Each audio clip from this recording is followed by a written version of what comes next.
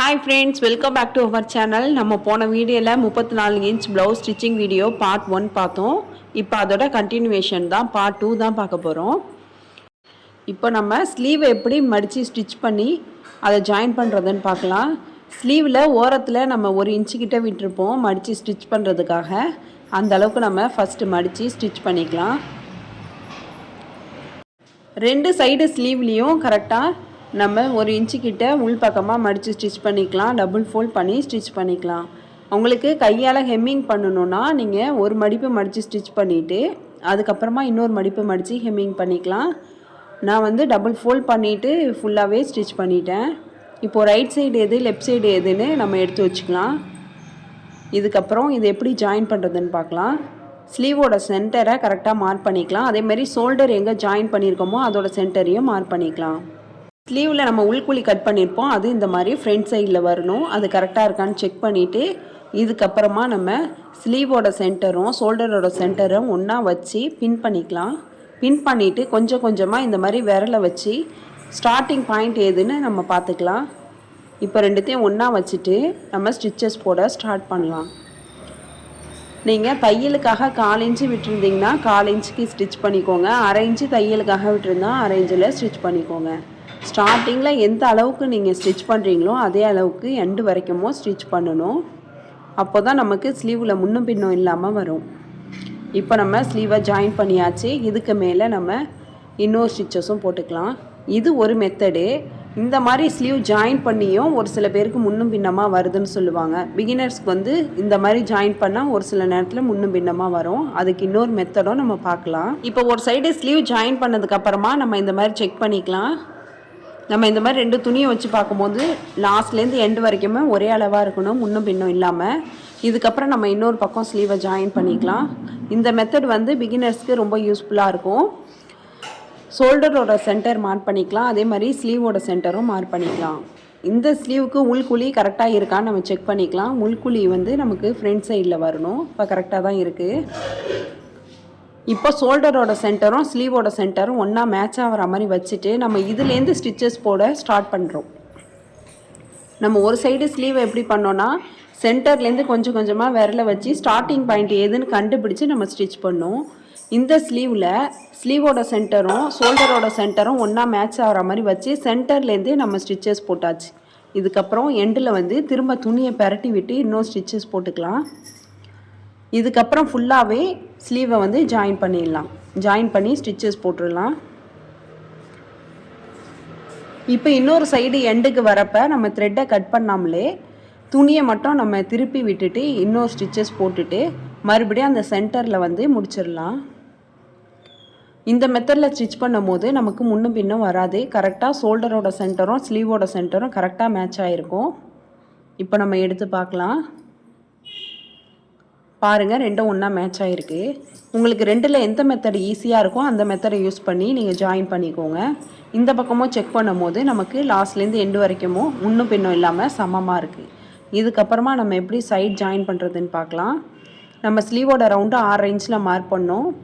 அதை கரெக்டாக இன்னொருத்தர மார்க் பண்ணிக்கலாம். அதே மாதிரி ஆம் ரவுண்டு 8 இன்ச்சில் மார்க் பண்ணோம். அதுலேயே மார்க் பண்ணிக்கலாம். ஏற்கனவே நம்ம மார்க் பண்ணது இருக்கும், அது அலைஞ்சிருச்சுன்னா இன்னொருத்தர நம்ம மார்க் பண்ணிக்கலாம்.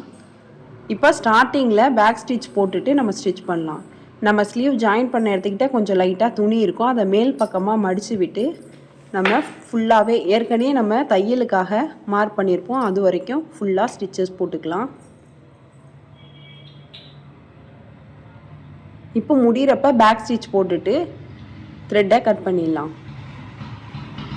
இதுக்கு பக்கத்தில் ஒரு 1/4 இன்ச் விட்டுட்டு இன்னொரு தையல் போட்டுக்கலாம்.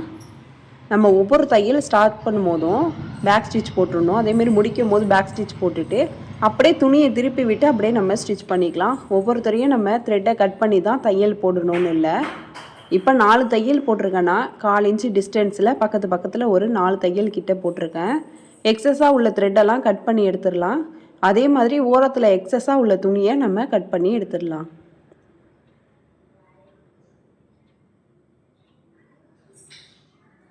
நமக்கு ஓரத்தில் ஒரு 1/2 இன்ச்சு கிட்ட தான் துணி மீந்திருக்கு, அதை கட் பண்ணி எடுத்தாச்சு. இப்போ பாருங்கள் எப்படி நம்ம தையல் போட்டிருக்கோன்னு. இந்த அளவுக்கு ஃபினிஷிங்காக இருக்கணும். பக்கத்தில் தையல் ஒரே அளவில் இருக்கணும். இந்த ஸ்லீவ் ரெண்டும் ஒரே அளவாக இருக்கணும், முன்னும் பின்னும் இல்லாமல் ரெண்டும் சமமாக இருக்கணும். கீழேயும் அதே மாதிரி ரெண்டும் சமமாக இருக்கணும். அப்போ தான் ஒரு வேளை 10லேருந்து இன்னொரு தையலை பிரித்து விட்டால் கூட இதே மாதிரி சமமாக இருக்கும். உள்ளார உள்ள துணி வெளியில் தெரியாது முன்னும் பின்னமாக. இப்போ ஒரு சைடு ஜாயின் பண்ணியாச்சு. இன்னொரு சைடும் அதே மாதிரியே நம்ம செக் பண்ணிக்கலாம். ஸ்லீவோட ரவுண்டு 6 இன்ச்சு இருக்கா, ஆம் ரவுண்டு 8 இன்ச்சு இருக்கான்னு செக் பண்ணிவிட்டு ஒரு மார்க் பண்ணிக்கலாம். இதுக்கப்புறம் இன்னொரு பக்கம் சைடையும் நம்ம ஜாயின் பண்ணிக்கலாம். ஸ்டார்டிங்கில் பேக் ஸ்டிச் போட்டுட்டு ஸ்டிச்சை ஸ்டார்ட் பண்ணலாம். ஸ்லீவ் எங்கே ஜாயின் பண்ணியிருக்கோமோ அந்த துணியை மேல் பக்கமாக இழுத்து விட்டுட்டு நம்ம ஸ்டிச்சஸ் போட்டுக்கலாம். எண்டில் வரப்போ நம்ம த்ரெட்டை கட் பண்ணாமல் அப்படியே துணியை திருப்பி விட்டுட்டு இன்னொரு ஸ்டிச்சஸ் போட்டுக்கலாம். மறுபடியும் துணியை திருப்பி விட்டு இன்னொரு ஸ்டிச்சஸ் போட்டுக்கலாம். இந்த மாதிரி 1/4 இன்ச்சு கேப்பு விட்டுட்டு 4 ஸ்டிச்சஸ் கிட்ட நம்ம இந்த மாதிரி போட்டுக்கலாம்.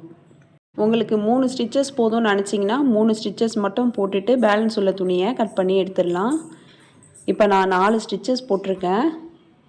ஓரத்தில் எக்ஸஸாக உள்ள துணியை கட் பண்ணி எடுத்துடுறேன். இப்போ இந்த சைடுமே நமக்கு ஸ்லீவ் எல்லாம் சமமாக இருக்கான்னு செக் பண்ணிக்கலாம். தையல் எவ்வளோ ஃபினிஷிங்காக இருக்குன்னு பாருங்கள்.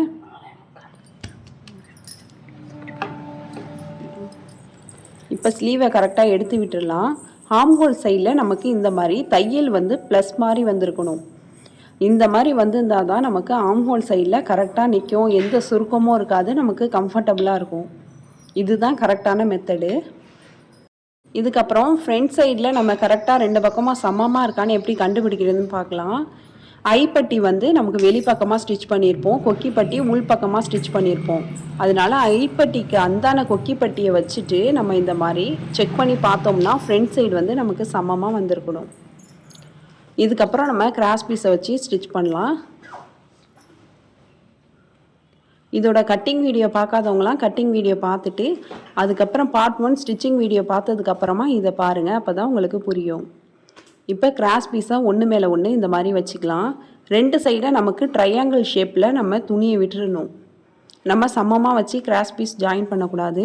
இந்த மாதிரி வி ஷேப்பில் நம்ம வச்சிடணும் கிராஸ் பீஸை. 2 சைடும் ட்ரையாங்கிள் மாதிரி நமக்கு வெளிப்பக்கமாக துணி இருக்கணும். ஒரு துணி ரைட் சைட்லேயும் ஒரு துணி லெஃப்ட் சைட்லேயும் ட்ரையாங்கிள் ஷேப்பில் விட்டுட்டு நம்ம இந்த மாதிரி ஸ்டிச் பண்ணணும். இப்போ ஒரு துணி ஸ்டிச் பண்ணி காட்டுறேன் பாருங்கள். இப்போ நம்ம ட்ரையாங்கிள் ஷேப்பில் ஸ்டிச் பண்ணியாச்சு. இப்போ துணியை நம்ம இழுத்து விடும் போது அப்படியே ஸ்ட்ரைட் பீஸாக கிடச்சிரும். ஆனால் இது ஸ்ட்ரைட் பீஸ் கிடையாது, கிராஸ் பீஸ் தான். இதே மாதிரி இன்னொரு பீஸும் ஜாயின் பண்ணிக்கலாம். நம்ம மேலே வைக்கிற துணி ஒரு பக்கம் ட்ரையாங்கிளாக இருக்கணும், கீழே உள்ள துணி இன்னொரு சைடு ட்ரையாங்கிளாக விட்டுட்டு நம்ம ஜாயின் பண்ணிக்கணும். நான் சொல்கிறது புரியலன்னா நான் எப்படி வச்சு ஸ்டிச் பண்ணுறேன் நீங்கள் பாருங்கள், உங்களுக்கு புரியும். இந்த மாதிரி நமக்கு ஸ்ட்ரைட்டாக கிடைக்கும். இப்போ 2 சைடு ட்ரையாங்கிளாக நம்ம விட்டுருப்போம்ல, அந்த துணியை வந்து கட் பண்ணிடலாம். இப்போ பார்க்கும்போது அந்த பிசுறு கூட தெரியாது, நல்லா ஸ்ட்ரைட் பீஸாக கிடைக்கும். இதே மாதிரி பேலன்ஸ் உள்ள பீஸை வந்து நம்ம ஜாயின் பண்ணிக்கலாம். நம்ம ஒவ்வொரு பீஸையும் தனித்தனியாக வச்சு ஜாயின் பண்ணணும் அவசியம் இல்லை. இந்த மாதிரி நம்ம ஒரு விரலை வச்சுட்டு துணியை அந்த பக்கமாக பெரட்டி போட்டுட்டு இன்னொரு துணியை வச்சு ஜாயின் பண்ணிக்கலாம். இதே மாதிரியே ஒன்று மேலே ஒன்று ட்ரையாங்கிள் ஷேப்பில் வச்சு நம்ம ஸ்டிச் பண்ணிகிட்டே வந்துடலாம். இதே மாதிரி ஒவ்வொரு பீஸ் மேலே ஒவ்வொரு பீஸ் வைக்கும் போது 2 பக்கமும் ட்ரையாங்கிள் ஷேப்பில் துணி வெளியில் இருக்கான்னு பார்த்துட்டு நம்ம ஸ்டிச் பண்ணிக்கலாம். நம்ம அந்த மாதிரி துணியை விடாமல் சமமாக வச்சு ஸ்டிச் பண்ணிட்டோன்னா கிராஸ் பீஸ் கரெக்டாக கிடைக்காது, முன்னும் பின்னமாக கிடச்சிரும். இப்போது நம்ம ஸ்டிச் பண்ணியாச்சு. இடையில உள்ள த்ரெட்டையும் கட் பண்ணிவிட்டு அந்த ட்ரையாங்கிள் ஷேப்பில் நம்ம துணி விட்டுருப்போம்ல, அதெல்லாம் நம்ம கட் பண்ணி எடுத்துடலாம். இப்போது நெக் பீஸில் கொடுத்து ஜாயின் பண்ணலாம். கொஞ்சமாக துணி ஒரு 1/2 இன்ச்சு கிட்ட வெளிப்பக்கமாக மடித்து விட்டுட்டு நம்ம ஸ்டிச்சஸ் போட்டுக்கலாம். நம்ம ஒரு 1/2 இன்ச்சு கிட்ட தையல் போட்டுக்கலாம். இந்த கிராஸ் பீஸை வச்சுட்டு ஒரு 1/2 இன்ச்சு கேப்பில் தையல் போட்டுகிட்டே வந்துடலாம். ஸ்டார்டிங்கில் நம்ம எந்த அளவுக்கு நம்ம ஸ்டிச்சஸ் போடுறோமோ அதே அளவுக்கு தான் எண்டு வரைக்குமோ ஸ்டிச்சஸ் போட்டுகிட்டே வரணும். கொஞ்சம் கொஞ்சமாக துணி சமமாக இருக்கான்னு செக் பண்ணிவிட்டு நம்ம கிராஸ் பீஸை வச்சு நெக்கை ஃபினிஷ் பண்ணலாம். நம்ம வந்து பாடி பார்ட்டை வந்து இழுக்கக்கூடாது. கிராஸ் பீஸை கூட கொஞ்சம் இழுத்துக்கலாம், ஆனால் நம்ம பாடி பார்ட்டை இழுக்கக்கூடாது. லாஸ்ட்டாக எண்டிங்கில் வரப்பையும் கொஞ்சம் 1/2 இன்ச்சு கிட்ட துணியை உள்பக்கமாக மடித்து விட்டு நம்ம கட் பண்ணிடலாம். இப்போ நம்ம நாட்சஸ் கட் பண்ணிக்கலாம். எங்கெல்லாம் வளைவாக வருதோ அங்கெல்லாம் நம்ம நாட்சஸ் கட் பண்ணிக்கலாம்.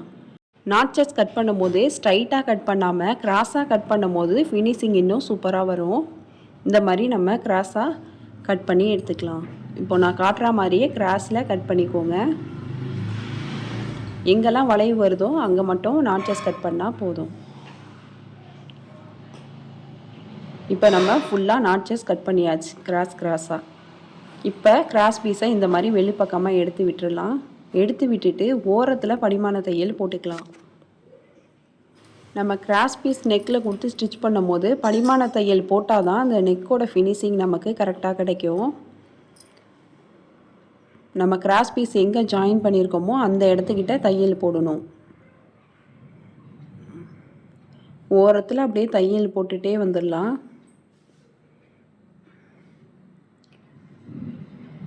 எங்கெல்லாம் நமக்கு வளைவாக வந்திருக்கோ அங்கெல்லாம் நம்ம வளைச்சி ஸ்டிச் பண்ணணும். துணியை நம்ம ஸ்ட்ரைட்டாக இழுத்து வச்சுட்டு நம்ம ஸ்டிச் பண்ணக்கூடாது. துணி எப்படிலாம் வளைஞ்சிருக்கோ அதே மாதிரி நம்ம தையலையும் வளைச்சி போட்டு தான் ஸ்டிச் பண்ணணும். இப்போ நம்ம படிமான தையல் போட்டாச்சு. இதுக்கப்புறமா துணியை ஒரு 1/2 இன்ச்சு கிட்ட உள்பக்கமாக மடித்து விட்டுட்டு நம்ம ஓரத்தில் தையல் போட்டுக்கலாம்.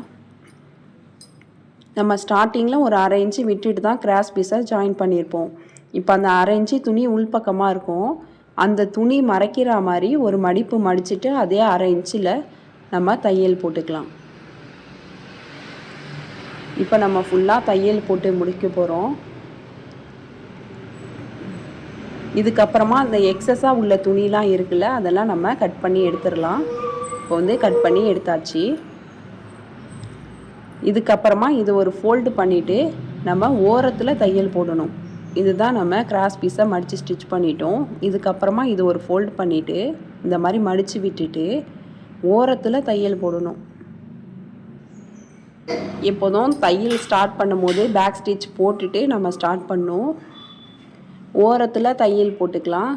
நெக்கு எங்கெல்லாம் வளைஞ்சிருக்கோ அங்கே கரெக்டாக நம்ம வளைச்சி ஸ்டிச் பண்ணணும். துணியை நம்ம இழுத்து ஸ்டிச் பண்ணிட்டோன்னா நெக்கோட ஷேப்பு நமக்கு கரெக்டாக கிடைக்காது. இப்போ ஓரத்தில் ஸ்டிச் பண்ணியாச்சு. இதுக்கப்புறமா பக்கத்தில் ஒரு 1/2 இன்ச்சு கிட்ட விட்டுட்டு நம்ம இன்னும் ஸ்டிச்சஸ் போட்டுக்கலாம். உங்களுக்கு ஹெம்மிங் பண்ணணும், கையால் நீங்கள் ஹெம்மிங் பண்ணி ஸ்டிச் பண்ணணுன்னா ஹெம்மிங் பண்ணிக்கலாம். இல்லை மிஷினில் தைக்கணுன்னா இந்த மாதிரி 1/2 இன்ச்சு கிட்ட விட்டுட்டு நம்ம ஸ்டிச் பண்ணி எடுத்துக்கலாம். இப்போ நம்ம ஸ்டிச் பண்ணியாச்சு. ப்ளவுஸையும் ஃபினிஷ் பண்ணியாச்சு. இப்போ பாருங்கள், தையலை நெக்கில் கொடுத்துருக்கும் போது ஒரே அளவாகவே இருக்கணும். ஓரத்தில் ஒரு தையல் போட்டிருக்கோம், பக்கத்தில் ஒரு 1/2 இன்ச்சு கிட்ட விட்டுட்டு இன்னொரு தையல் போட்டிருக்கோம். ஸ்டார்டிங்லேருந்து எண்டு வரைக்கும் ஒரே அளவாக இருக்கணும். இப்போ நம்ம ஃபினிஷ் பண்ணியாச்சு. இந்த மெத்தடில் நீங்களும் கட் பண்ணி ஸ்டிச் பண்ணி பாருங்கள். இந்த வீடியோ உங்களுக்கு யூஸ்ஃபுல்லாக இருந்துச்சுன்னா லைக் பண்ணுங்கள், ஷேர் பண்ணுங்கள், கமெண்ட் பண்ணுங்கள். மறக்காமல் சிவி சாய்ரா சேனலை சப்ஸ்கிரைப் பண்ணிவிட்டு பக்கத்தில் உள்ள பெல் ஐக்கானை கிளிக் பண்ணிவிடுங்க. மறக்காமல் இந்த வீடியோவை ஹைப் பண்ணிவிடுங்க. தேங்க்ஸ் ஃபார் வாட்சிங்.